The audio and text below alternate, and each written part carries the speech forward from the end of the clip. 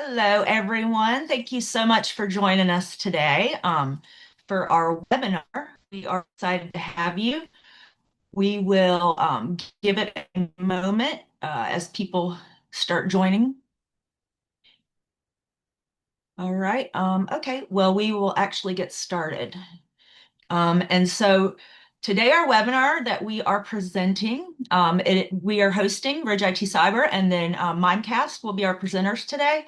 The topic is the new face of business email compromise, how AI changed everything. And we're excited to have our partner Mimecast with us on board today. We like to address more than just challenges. We also strive to present what solutions look like. So I think you'll have all those types of takeaways from our presentation today. My name is Lee Bruce. I am the marketing manager here at Ridge IT Cyber, and I'm the host for this event. And I see a lot of familiar faces are on. I also see some new ones. So I wanted to tell you guys a little bit about Ridge before we get started. As a cybersecurity firm, we specialize in zero trust architecture, compliance-driven needs, among many other things as well. But zero trust architecture, we've done about 1,500, over 1,500 zero trust related projects. So that is definitely something that we are focused on here. We also are based in beautiful Tampa, Florida, but we actually do service clients in over 60 countries across 6 continents. And we have over 2.5 million users under our protection.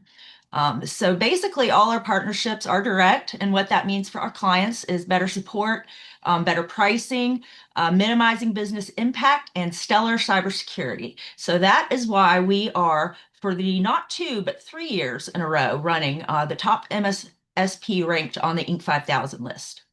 So that is a little bit about Ridge, and now I'd like to introduce you to our presenter today. Andrew Basler is our presenter from Mimecast. He is a senior sales engineer, and I will pass things over shortly to him. But before I do that, I'd like to run through the agenda real quick. For the agenda today, this will be a 60-minute webinar. We'll do 45-minute presentation and then save 15 minutes at the end for any questions and answers. Feel free to drop those questions down there in the chat, and we will get down to those at the end in that 15-minute Q&A session. So in between there, we will cover how BEC evolved beyond the inbox, the AI escalation, detection that actually works, and practical defense strategies. So with that, I am now going to pass it over to Andrew. Awesome. Yeah, thank you, Lee. Let me go ahead and go to the next slide here. So, um, kind of echoing the agenda, what we're going to go through today is some trends that we've been seeing in Mimecast. Mimecast is a cyber resilience and human risk company. So one of our primary product lines is email security. Along with being an email security company, we do a lot of threat intelligence studies, and that's one thing that we'll go through here today is a recent threat intelligence study that we did on the prevalence of AI and the effect it has on the world of BEC and phishing attacks in general. We'll also discuss some examples that we've seen of attack tactics that we've seen kind of become more prevalent with the rise of AI, how we go about defending against those, and how you might be able to put protections in place to defend against the more advanced attacks that we've been seeing, and how the increase in these advanced attacks actually affects other parts of your environment outside of email as well. So that being said, I'm sure we've all recently seen news articles about the use of AI in phishing and the different types of phishing tools that are available on the dark web. There's plenty of legitimate AI tools. There's no shortage of ChatGPTs or Claude or Gemini to create and craft phishing attempts. But a lot of these tools, the legitimate tools, have guardrails built around them, preventing them from being abused for nefarious purposes. But there's also no shortage of dark web tools that can be used for this purpose of generating AI phishing emails, advanced phishing emails, or other forms of attack as well. Things like WormGPT, which is a ChatGPT style tool based on a language model that's trained on malware-related data for crafting malicious code and phishing emails, or WolfGPT, which is a Python-built tool that can be used for crafting very targeted cryptographic malware, or FraudGPT, which is used to craft bank-themed phishing emails with very minimal input. The barrier to entry for attackers has truly never been lower. If you know how to prompt, you know how to generate attacks, and these AI models can really do all the rest. So, that being said, we know that there's the tools available, but then the question came to mind of, well, how can we tell if these tools, how often they're being used, and if they are being used? We pretty sure they are, but how often is a good question to ask. So we have billions of emails that we process per day. And what we've done is we've ran a study on the emails we processed, and we've chosen a sample size of around 2,000 emails per month from January 2022 to March 2025. And the goal here was to see, well, build a model and detect how many of these emails, a categorization model that can detect how many of these emails were actually built by LLMs. Whether that's for malicious purposes or legitimate purposes, that really wasn't what we were trying to discern. We were initially in this first part of the study, we were just trying to detect, well, how many emails were actually being generated by these AI tools. And what we found is that in the early parts of 2022, out of that sample size, well below 1% was very common. But at the other end of the spectrum, come 2025, we actually found that upwards of 10% of emails going to March of 2025 were detected as generated by not just ChatGPT, but the DeepSeek release also indicates not just DeepSeek, but this is really when AI hit the ground running. There's more tools than just ChatGPT.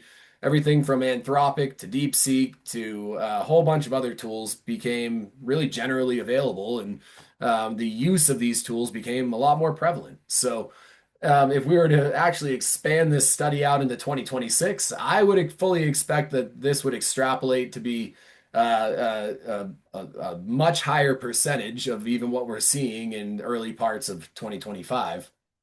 But the next part of this study was to determine, well, we know that these LLMs are very commonly used to generate emails, but what's the purpose behind them? Are they being used for, malicious purposes, benign purposes? And what we found was in the sample set of about 4,300 LLM written emails, that's the percentage that we found from 2022 to 2025 in that 2,000 month sample set, that roughly about 4,300 of them were LLM written. And we'll kind of discuss what methods we used to detect whether these emails were LLM written in just a moment. But the breakdown of those were roughly about 80% or 3,400 of them were found to be malicious LLM written emails, and 900 or 20% of them were found to be benign LLM written emails. So, when 2022 began and these models were first released to market, for the most part, they were being used for benign purposes, which could be that they're being used for even things like language translations, really not for malicious or nefarious purposes. But um, as the availability of different models came out, and not only different models, but the ability to jailbreak ChatGPT or the dark web models that are becoming more predominantly available. Not just legitimate use models, but things that can be abused. That has led to the increase of malicious LLM written emails. And as we can see, going up to 2025, beginning of 2025, these use cases just got more and more frequent from malicious to benign usage. So, again, if we look into 2026, I would only expect this to become much more prevalent in the fact that, benign use, yes, there is always going to be legitimate use for these LLMs and generating emails, especially with the world of agentic AI controlling our work systems.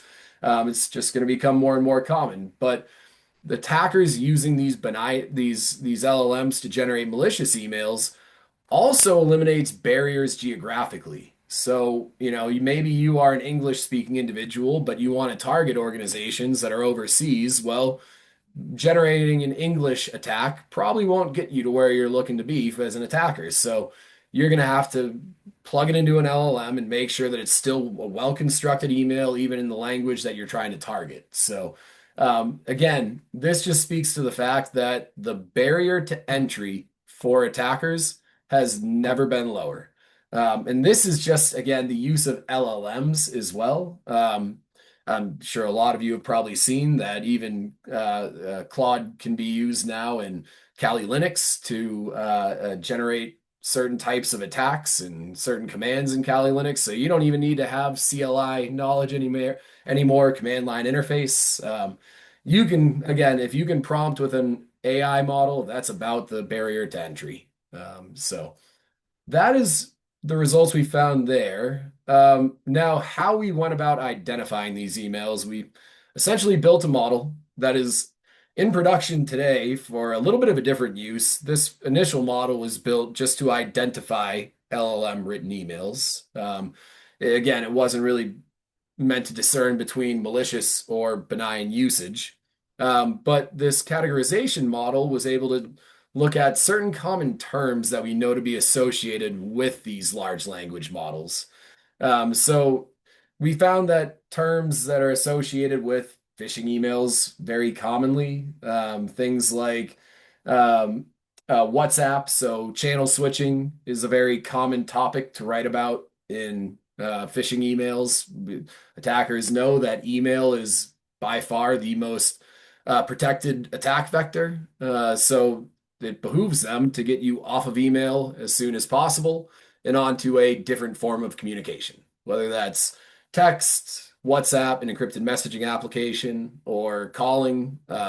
There's multiple ways to do this, but whether you're asking in the message body or there's an attachment that for an invoice that is a number for a customer service department to call, a lot of the times communication channel switch is a very common tactic. Um, and things like availability, that's another very common word, or direct deposit is another common topic that we found in these emails. So when you start to look at the commonalities between these models, it starts to give you a good picture of when they're being used. Now, fast forward to today, even this is becoming more difficult because there's AI humanizer tools that are widely available. So it basically you generate an output from an LLM, plug it into an AI humanizer, and that eliminates a lot of the common formatting or verbiage or topic structures that AI models use in their outputs. So it makes it even more difficult to detect LLM written text. But there is still a lot of that commonality, and a lot of these tools do not use, or a lot of these attackers still do not use AI humanizers. So a lot of these trends are still able to be detected in these attacks. So it's interesting to see these types of trends when you look across all of the LLM generated emails that we've found. So I wanted to also provide a sample of a recent attack that we've seen more prevalent. Um, the thread hijacking attack tactic is very common with AI, and there's two forms of this. First, the would be a fictitious email thread that is created by an LLM that never really happened, that an attacker uses to insert into their net new attack. But what we found also is that as a result of account compromise, a lot of the times attackers will try to leverage the account that they've compromised, but there's oftentimes a secondary goal and to exfiltrate information from the account that's been compromised that can be reused at a later time.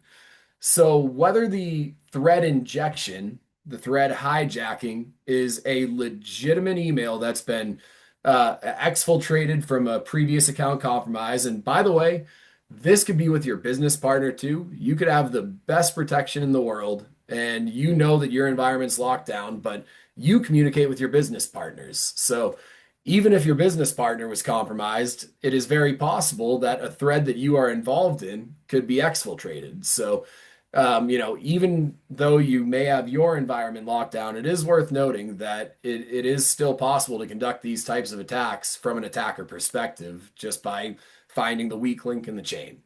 But the one that we're going to be looking at today is a sanitized version of the other method where LLMs can be used to generate fictitious email threads and then insert it into a net new thread. The goal being to increase believability.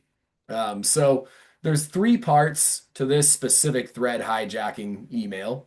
The first is an email going from a fictitious company, ZipRecruiter, to, in this case, that's the company that we used, but the sanitized company, going to Greg Hatting. And a part of this as well, when they're conducting these attacks, is reconnaissance. So finding who is the best target to not only use in the attack, but to actually send the attack to who you're trying to compromise. So who you used to increase believability and who you're trying to compromise. In this case, Greg Hatting is the individual that was targeted as the one to be used in the fictitious email thread, where billing, the invoices DL, contacts Greg and says, "We're providing you with our invoice for our services."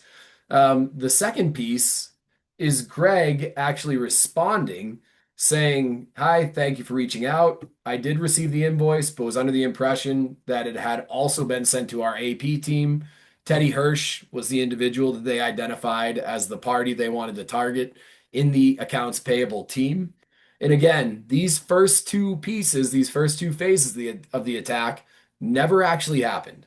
These were fictitious emails that were created by an LLM, never were actually sent to any of the parties that seemed to be involved.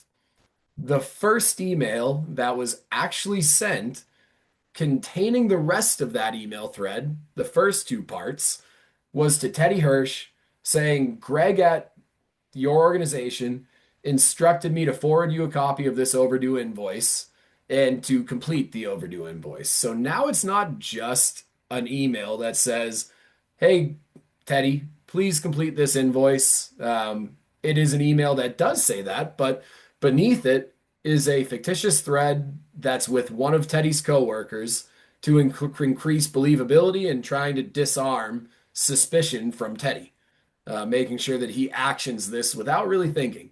So again, social engineering has not only the creation of social engineering attacks, but the reconnaissance involved with those attacks has become much easier in the modern day with all the tools and toolkits that attackers have at their disposal. And this is just one of the many samples that we've detected since implementing intelligent AI in our stack to detect the misuse of AI. It's kind of a crazy world, AI fighting AI, but the the how Mimecast goes about addressing this is we use a combination of tried and true detection methods. And I know there's a lot here, so I'm going to show you one more example that actually distills down a few parts of what we do to show you in practical use how might we go about stopping this type of attack. But we found that there is a use for more modern, advanced scanning. And at the end of the stack here, you'll see social graphing and natural language processing, which are two forms of AI and ML that one learn from your sending patterns and can detect upon anomalous sending patterns. So things like first time sender, no one in your organization has ever replied to the address before. Those are all things we look for, especially in the case of a known good compromised account.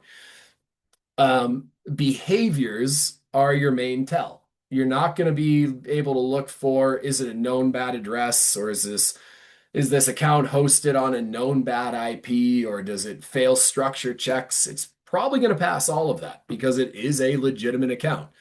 So what we can look at is, has this individual actually communicated with somebody in the past, or do they usually share Google Forms links? That's a very common form of credential phishing nowadays, using Google Forms, which is a legitimate service, to ask for username and password. Is that a common behavior that we've seen from this account? And do they usually send thousands of emails or hundreds of emails at one time to certain recipients in your organization? Those are all behaviors that we can look at. But there's always going to be a place for signature based and your known bad threats, which we do have as well. So we look for things like DNS authentication, spam scanning. We break apart any attachments, run them through AV and full emulation sandboxes to detect beyond, is it a known bad file hash, but is it a 0-day piece of malware that we haven't seen before, that we can only tell by interacting with it, and any URLs will interact with as well. So do we need to scan URLs or QR codes and detect if they're known bad? And even more so, look at the contents of the page that they resolve to and see, is the content suspicious? Those are all traits that we want to look at when we're scanning emails, and we don't want to ignore the advanced processes that now we're able to implement into our scanning stack, but the tried and true signature based and known bad scanning is also still very beneficial. So we use the best of both worlds. One concept you'll hear in the world of Mimecast is defense in depth. There is no one layer that is sufficient to protect you. Multiple layers is the best way. Redundancy is the best way to detect modern threats and known threats that we've been seeing for quite some time. As for an example of how we go about catching a 0-day threat, so one of those more advanced threats, this was again, a sanitized email that we detected on our grid from one of our customers. And there's a few pieces that we bring into the fold here. We do all that scanning that I was talking about before. So looking at attachments, URLs, the message body, the transmission of the message, and behavioral traits. And we do all of those in a silo, initially at least. So we look for, is there a known bad URL? And if there is a URL and it's not known bad, does it go to a web page that's containing dangerous content? We do all that in individual processes, but at the end, it's very possible that we see suspicious traits in each of those scanning processes, but there's not enough to have high enough confidence that just due to any one of those single traits that we're going to have high enough confidence to hold the email. So that being said, at the end, we take all those results, we patch them together, and we look at them from under one umbrella and say, the fact that this was the first email inbound to the organization that we're protecting is one thing we should look at, but that in itself doesn't mean the message is inherently malicious. At most, it means it's suspicious. Chronograph is our grid-wide version of social graphing, which looks at more than just your account, one of our customers.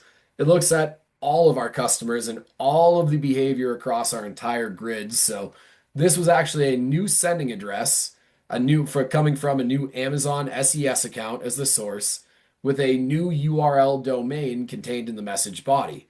So again, these are all traits that we haven't just seen across your account as a customer, but the entire grid, we have not seen these traits before.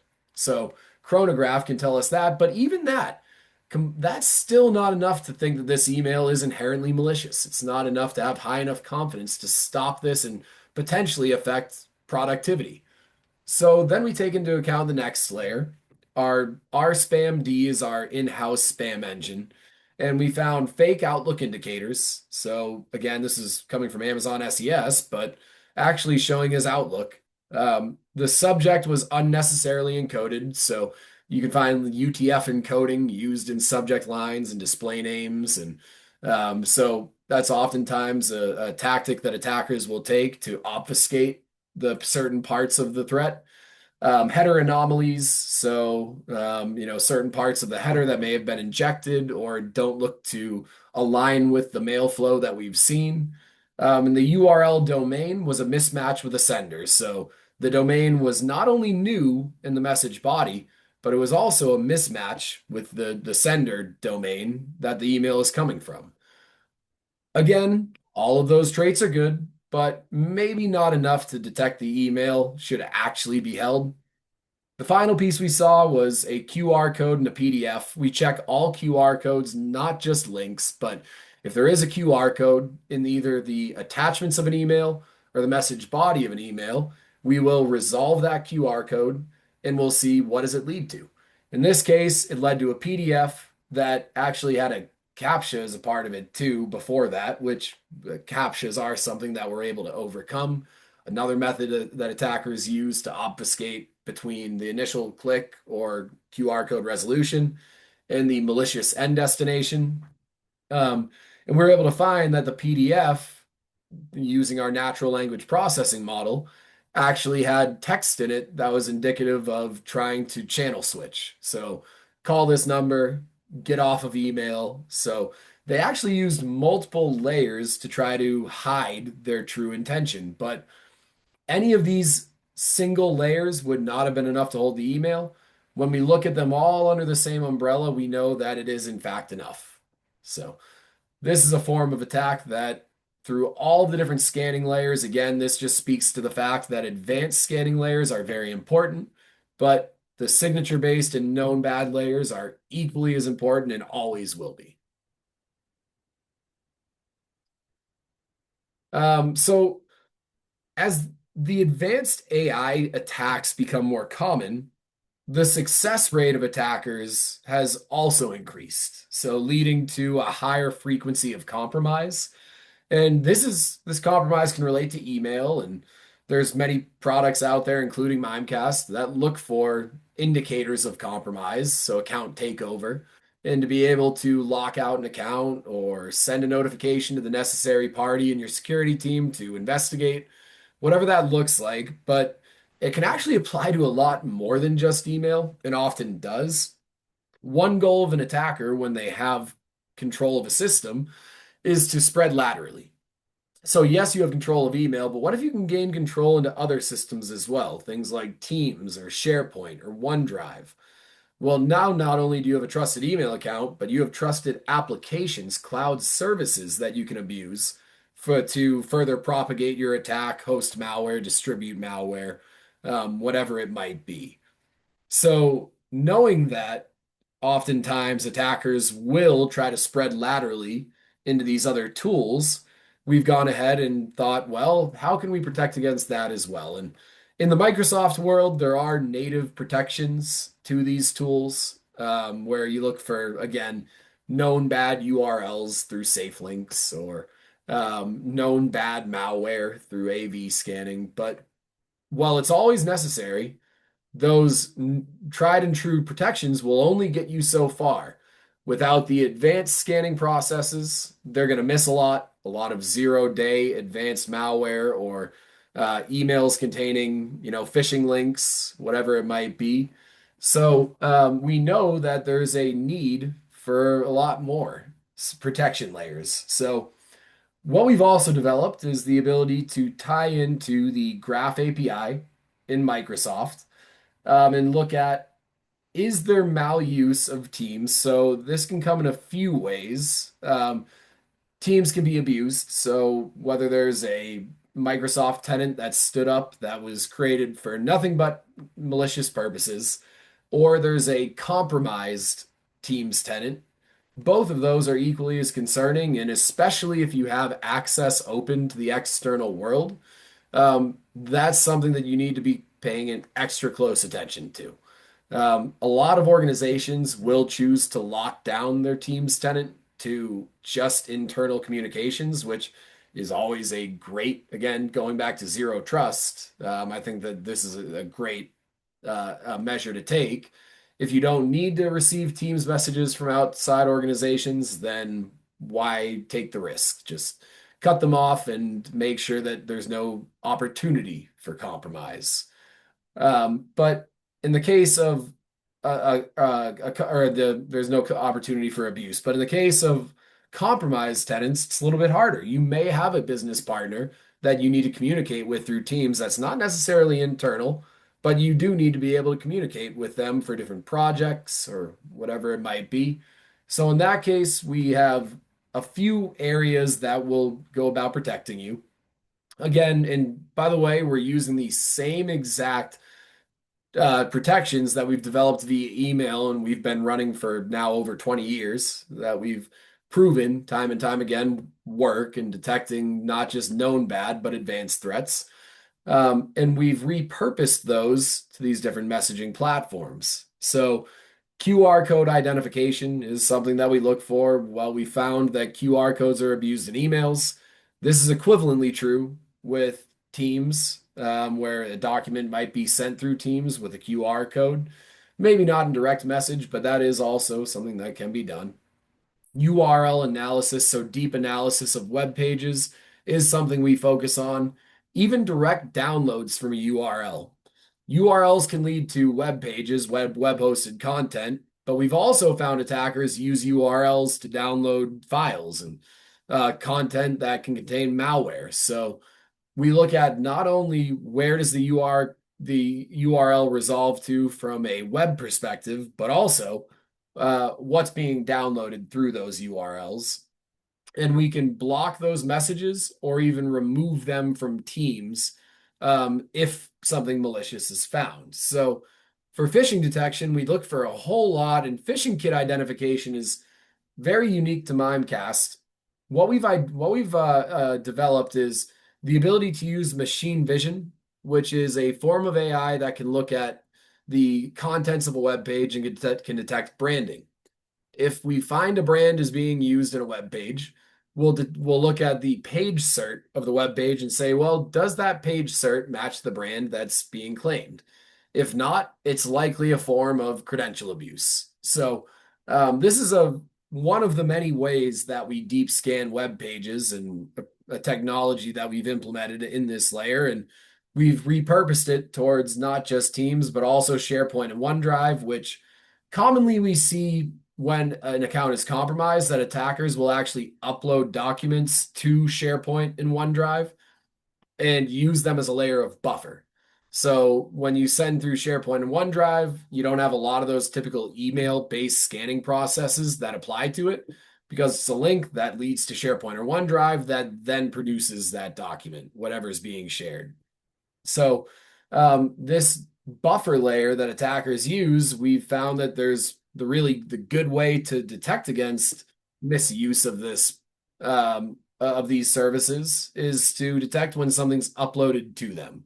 So again, tapping into the Microsoft API, we will actually look when documents are uploaded to these services and detect when we need to quarantine them or remove them from that service. We talked a little bit about phishing, but malware may be the more relevant to Teams and SharePoint, where we use multiple AV engines, whether it's the in-house AV engine or third-party engines, tech alliance partners that we work with, to detect that it has been known malicious files uploaded to these services. We use static file analysis to actually look through the source code of attachments to identify anomalous source code. So if we find that there's a ahref to a malicious web page or something of that nature, that is something that static file analysis will be able to detect. And it actually takes seconds to do that. Usually milliseconds, actually. Behavioral-based sandboxing is something that is very beneficial when we're talking about looking for malware. The full emulation sandbox that we leverage actually does a lot more than image-based sandboxes, which is what a lot of vendors stop at. Image-based sandboxes don't perform a lot of the behavioral elements that full emulation does, things like emulating keystroke, different operating systems, time lapse.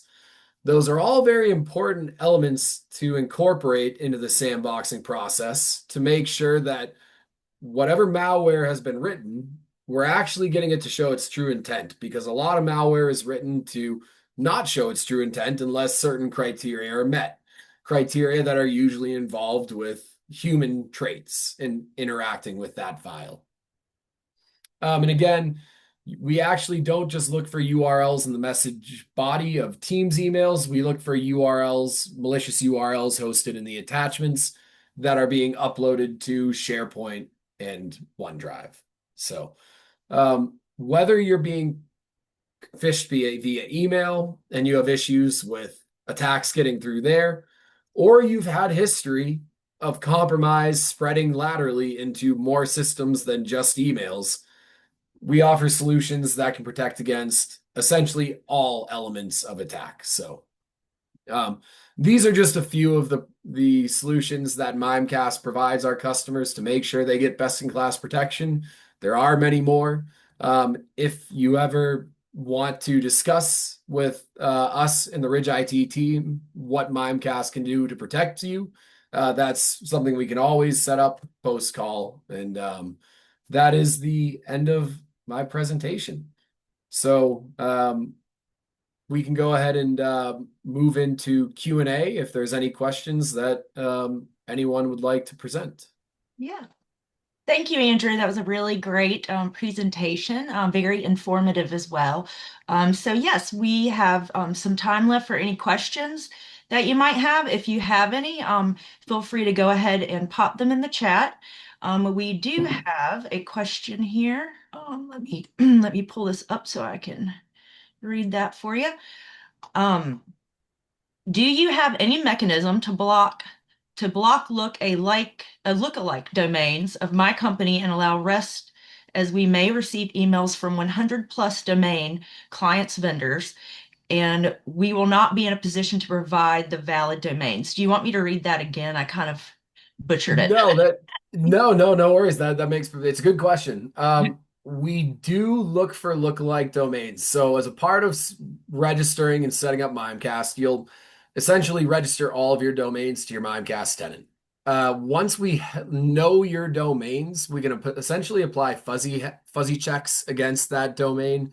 So we look for domains that are within certain character length similarity of your domains, and you can even go to the extent of maybe you're worried about your domain being impersonated, but also maybe you're worried about a partner domain.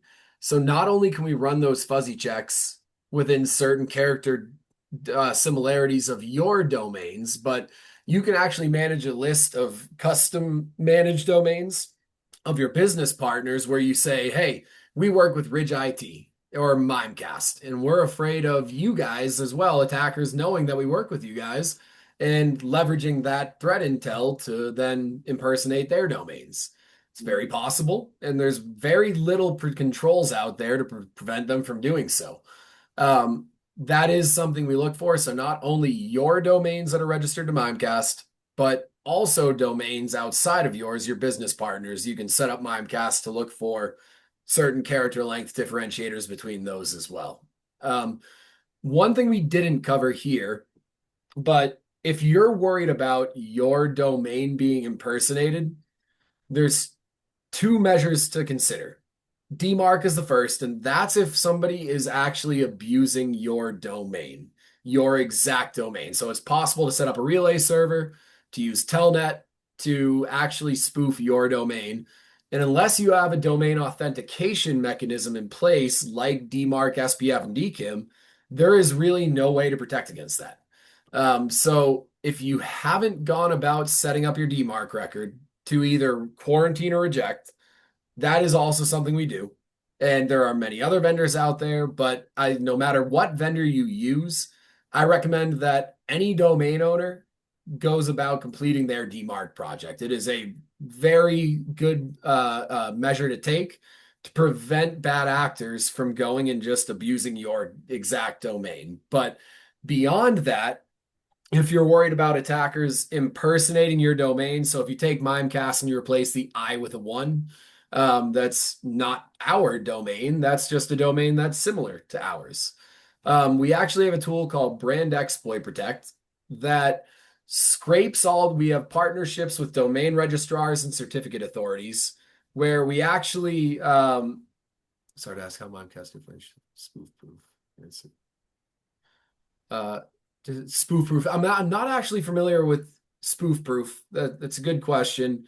And I can definitely take that as an action item and get back to you. And I can grab your information from the Ridge IT team or have them contact you as well. But I can absolutely take that as a follow-up item.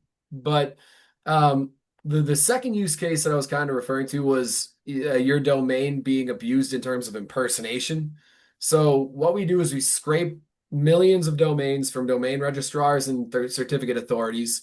And we've built a machine learning model to say, we know your domain is X, mimecast.com. We're going to populate a list of all possible impersonations that are within a certain character length of mimecast.com and certain similarity. And we're going to start monitoring for any web content that they're hosting. And part of that service is when we find that there is a lookalike domain that is hosting web content to maybe script to credential harvest your customers or hosting malicious content, we can actually take that evidence, turn around to their domain registrar, and request that the domain be taken down. So it's a domain takedown service where we not only monitor for the abuse and impersonations of your domain, but we can actually help you take them down and prevent them from targeting your customers or business partners. So I Excellent. know that was a good amount of information, but that's how we go about addressing in a few different ways lookalike domains or domain spoofing. That's definitely a great question. We have another question that came in. You've already addressed the proof question, but we have another question that is asking if I am already a customer, am I covered? It's a good question. So if you're a gateway customer, you at minimum have our basic scanning processes where we look at spam scanning, impersonation, we interrogate any attachments, URLs. If you have been a customer for a few years now, we recently revamped our packages to include some more advanced scanning processes, things like social graphing, natural language processing, those more advanced AI scanning processes. Those are, and even like account takeover, if you're a Microsoft customer, account takeover is our ability to integrate with Entra and draw in data points on risky, say, risky authentication behaviors, impossible geographical travel, things like that. And we associate those data points with email data points. So if we find one of your accounts that doesn't typically provide, that doesn't typically send thousands of emails, then that's something that we'll be able to detect and say, hey, not only is there suspicious login behavior, but there's also suspicious sending behavior on the outbound route. So account takeover is another newer service that is available with the modern protection packages that we offer. So if you haven't had the conversation with your account representative yet, I would recommend you do so and just mention that you've been informed that there are modern protection packages that include things like social graphing, natural language processing, account takeover that you would be interested in discussing. And the account team can work with you to make sure that we come to an agreement on how to get you onto those packages. Wonderful. We have another question that came in. Do you offer email security and advanced business email compromise protections that do not require an MX redirect? Yes, also a very good question. So recently for the last 20 years, we've been an MX redirect company. We've been a true gateway that if you want to use Mimecast, you redirect your mail flow towards us and we start processing all of your inbound and outbound traffic. Within the last few months, we've actually released an iteration, a different deployment method where you can tie into Mimecast protections via API. So there's a few benefits of that. One, you don't have to redirect your mail traffic. So and by the way, this is exclusive to Microsoft customers. So we will have a short follow for Google Workspace email around the summertime. But at this point, it is the API solution is exclusive to Microsoft customers. But we can tie into the Graph API in Microsoft and run post-delivery scanning and remediation. So after the emails have gone through Defender and are in an inbox, we, within milliseconds, grab that message and run our scanning processes on it, all the same scanning processes that you know, and we determine whether it's known bad. If it is, we run an API call to Microsoft to say, pull that message back from the user's inbox so it's not dwelling in their inbox. and presenting opportunity for compromise or whatever the email is trying to do. So we absolutely do have a different deployment method, and part of the benefit as well is ease of use. So if you're an existing Mimecast gateway customer, you'll know that we have many scanning layers, and it's very powerful. That you can get granular with how you construct these scanning layers, everything from the what we talked about today to even geographical restriction policies, where you can say, if we don't want our risky users to receive mail from different parts of the world that they don't need to, we're just going to cut off all that mail. So you can be very granular with the policies in the gateway. Another benefit of the API is that there's three basic policies that you set up, and they cover all of the bases, all the different types of attacks that we talked about today and that I showed you are protected by all those different scanning layers in the subway slide. So we can absolutely apply that via API-based scanning as well. And it's a lot simpler and doesn't have mail to redirect needs. So rare requirements.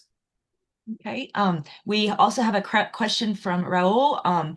You've recently had a case of impersonation while having CrowdStrike enabled in your endpoints. You did not receive notification or warning info from either CrowdStrike or Ridge, so I will certainly follow up with your account executive and have that looked into you, have them reach out to you. See, the question being, is there anything that you need to do to upgrade for warnings and notifications? So I will certainly take that back for you, and we will be circle back with you on that. We do have a question as well from Colin. Microsoft Defender does most of these things already. For M365 customers, what does this do that Defender doesn't already do?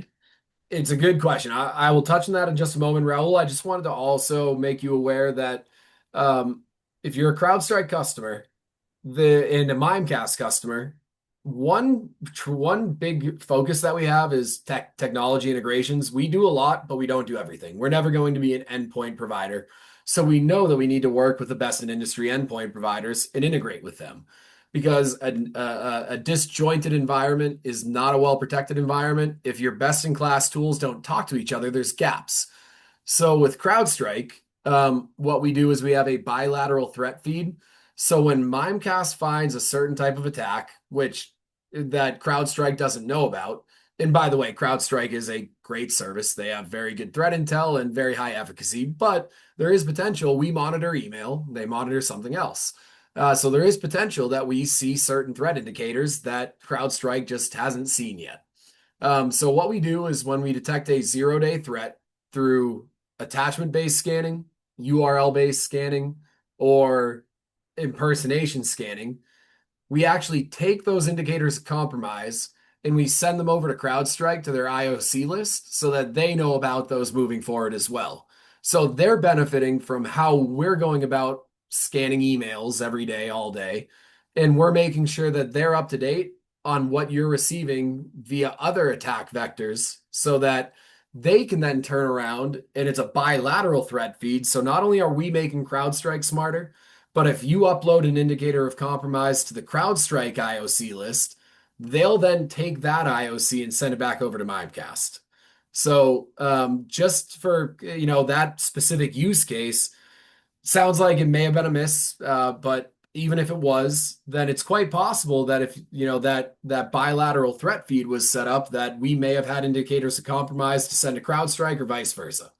So just know that that is one of our most common tech partners. We integrate with not just EDR, but Next Gen SIM, Foundry, a whole bunch of CrowdStrike applications, and make sure that we're making each other as intelligent as humanly possible.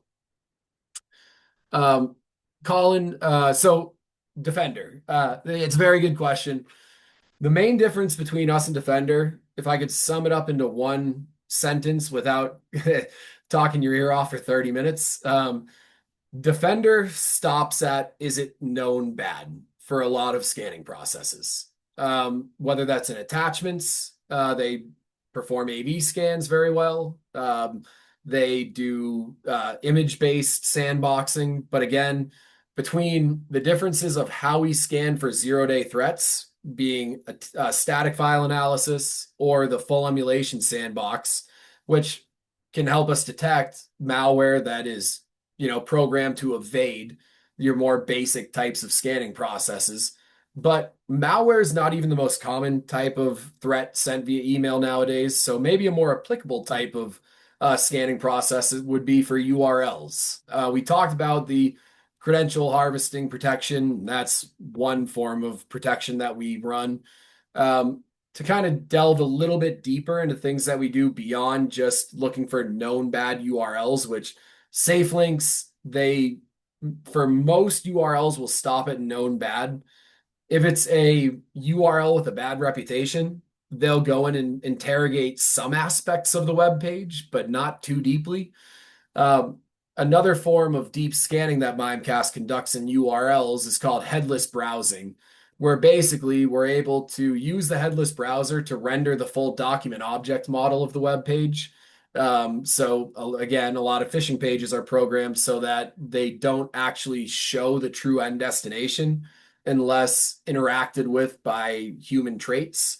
So the headless browser actually emulates, very similar to the full emulation sandbox for attachments, it emulates true human behaviors to get the full document object model or DOM to render on the web page so that we're not scanning what the attacker intends us to scan, a web page that actually doesn't show the true bad content, but we're actually getting to the end destination and looking at what's hosted on the web page, or if it's a credential harvesting page or it's hosting malware for download, we'll be able to detect those types of things. But even beyond that, those behavioral scans, again, oftentimes are not something that Microsoft does to the extent that Mimecast does.